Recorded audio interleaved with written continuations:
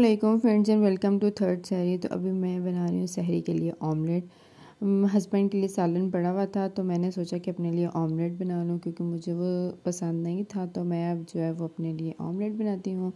तो ये सबसे पहले जी हम काटते हैं प्याज को बारीक बारीक। मैं बारीक काटने की कोशिश कर रही हूँ मगर मुझसे कट नहीं रहा। मतलब जितना कट रहा है ना मैं उस हिसाब से जो है ना इसको काट लेते हैं बारीक बारीक। प्याज काटने के बाद फिर मैंने इसके अंदर डाले टमाटर। तो टमाटर जो है ना वो मैंने इसलिए डाले, मैंने कहा थोड़ा अंडा जो है ना वो और मज़े का हो जाए। मगर मेरे हस्बैंड को जो है वो टमाटर नहीं पसंद है। मैंने कहा चलो कोई बात नहीं, आज अगर उन्होंने खाने हैं तो खा लें वरना कोई बात नहीं, खैर है ना खाएं। तो फिर उसके बाद ये सब्ज़ मिर्चें काटी, ये बड़ी कड़वी थी, ये काटते हुए हाथ पे भी लग रही थी और खाते वक्त भी जो है ना ये लगी थी।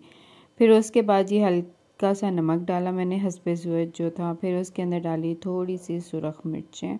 तो फिर इसको करते हैं मिक्स अच्छे से करेंगे ताकि सारे स्पाइसेस जो है ना वो आपस में एक दूसरे के साथ मिक्स हो जाए। अगर हम अंडा ही इसके ऊपर से डाल देते ना तो ये मिर्चें और नमक जो है ना वो सही मिक्स नहीं होते हैं, मुझे लगता है। पता नहीं क्यों, मैंने कई दफ़ा इस तरह किया ना तो वो गुठलियाँ सी ना मिर्चों की बन जाती हैं। अगर पहले मिक्स कर लिया जाए ना तो फिर गुठलियाँ नहीं बनती। फिर मैंने इसके अंदर डाले 2 अदद अंडे और फिर इसके अंदर डाला थोड़ा सा सब्ज़ धनिया। अब इसको एक दफ़ा फिर मिक्स कर लेते हैं और फिर मैंने तवे पे थोड़ा सा ऑयल डाला और उसके ऊपर डाला ये अंडे को भी मैंने अच्छे से फैलाया। अच्छा, मैंने ना वीडियो देखी थी, उसमें ना वो अंडा जिस तरह बनाते हैं ना, मतलब फुल वो रोटी टाइप बन जाता है वैसा, और बड़े बड़े उसके टुकड़े होते हैं। मैं सोच रही थी मैं भी ना आज वैसा ही ट्राई करूँगी और वैसा ही बनाने की ना कोशिश करूँगी। मगर नहीं जी, हमसे कोई काम सही से होना ही नहीं। मतलब कामों ने भी कसम खाई हुई है, चीज़ों ने भी, कि भाई नहीं जी तुमसे कुछ भी सही नहीं होना। खैर फिर ये मेरे वो वाले अरमान जो थे ना वो पानी में ही बह गए और ये जो था ना ये छोटे छोटे पीसेस जो है वो आए मुझसे बड़ा। जिस तरह फुल रोटी थी वैसे वो पलटते हैं वैसे नहीं हुआ। तो मैंने कहा चलो यार इसी से गुजारा कर लेंगे, वो हम फिर कभी ट्राई कर लेंगे।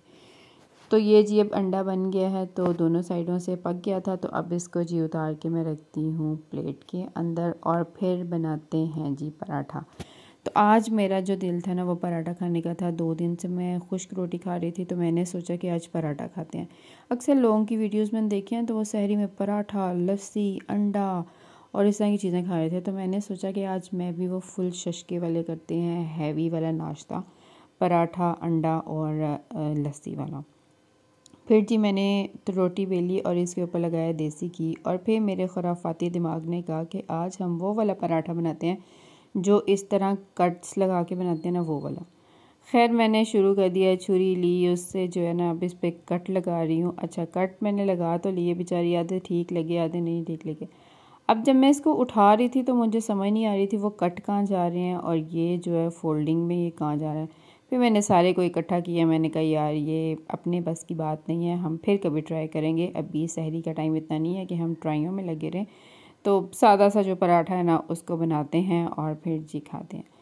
तो फिर मैंने इसको जी उसी तरह जिस तरह वैसे पराठे को फ़ोल्ड करते हैं वैसे फ़ोल्ड किया और फिर थोड़ा खुश्क लगाया और फिर उसके बाद जी इसको मैंने बेलना शुरू कर दिया। अब मैं बेलते वक्त ना इसमें जो मैंने कट्स लगाए थे ना वो ढूंढ रही थी, कोई एक आधा मिल जाए, मगर कोई नहीं मुझे मिल रहा था। मैंने कहा चलो यार कोई बात नहीं, अब इसको इसी तरह ही जो है ना वो सिंपल सा बेल लेते हैं। खैर फिर तवा जो था वो पहले से ही गर्म था क्योंकि उस पर अंडा मैंने बनाया हुआ था। तो अब इसके ऊपर जो है मैंने घी डाला और अब इसको जी रोटी को डाल देते हैं और फिर इसको जी हम पकाते हैं थोड़ी देर ताकि नीचे वाली साइड जो है वो थोड़ी पक जाए और फिर उसके बाद हम चेंज करेंगे।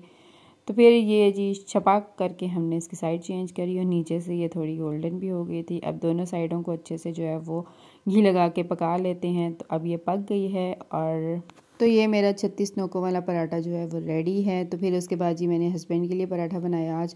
मैंने कहा वो भी खुश्क रोटियाँ खा खा के तंग आ गए होंगे तो चलो आज उनके लिए भी ना पराठा बनाते हैं, ऐश करें, ज़िंदगी जिएं। फिर उसके बाद जी मैंने दही डाला बाउल के अंदर। मैंने लस्सी बनानी थी तो दही भी थोड़ा गिर गया बाहर। मैंने कहा यार आज तो भाई डिज़ास्टर पे डिज़ास्टर कर रही हूँ मैं। फिर मैंने इसके अंदर डाली चीनी और इसको अच्छे से मैंने किया मिक्स करने के बाद इसके अंदर डाला ढेर सारा पानी डालने के बाद इसको एक दफ़ा फिर मैंने अच्छे से मिक्स किया और इसके ऊपर जो मलाई आई थी उसको छन्नी से उतार लिया। तो फिर जी ये हमारा सहरी का दस्तरख्वान रेडी है। ये है सालन और ये हैं जी पराठे, अंडा, लस्सी और दही। तो आप जी हम सहरी करते हैं। मैं हस्बैंड को कही थी मुझे पानी पकड़ा दें, मगर वो मस्तियाँ कर रहे थे। मैं क्या चलो यार पकड़ा ही दे। फिर उन्होंने जी मुझे पानी पकड़ा दिया और फिर मैंने जी पानी शानी पिया, फिर साथ में अंडे पे अटैक किया। अब हम लोग का ये चल रहा था कि ज़्यादा अटैक कौन करेगा, तो वही अटैक करने में कामयाब हुए, क्योंकि उन्होंने जो उनका फेवरेट सैलड था उसको हाथ ही नहीं लगाया और सारा अंडा जो है वो खा लिया। मैंने कहा चलो यार कोई बात नहीं। फिर उसके बाद मैंने लस्सी जो है ना ये पी और लस्सी की तबाही मचाई मैंने आज।